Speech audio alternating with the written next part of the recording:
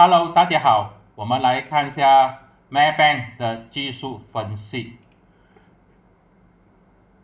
它其实在这个8.50上面守住了，已经盘整了很多天。8.50也就是这个筹码峰的最高价，暂时守住了，没有往下跌的迹象。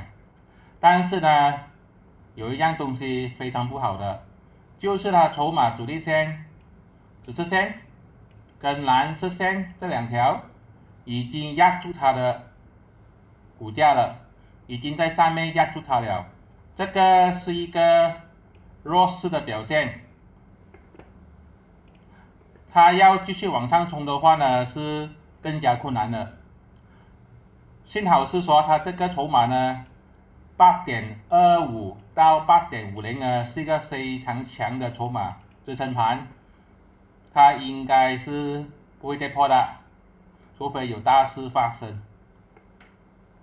但是如果你要买入的话呢，也不建议，因为它已经被这个筹码主力线压住了弱势。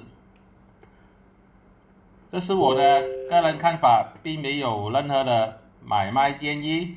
如果你要申请信用卡的话呢，可以用我这个 Ring， 这边有5张信用卡，你可以申请，全部都有这个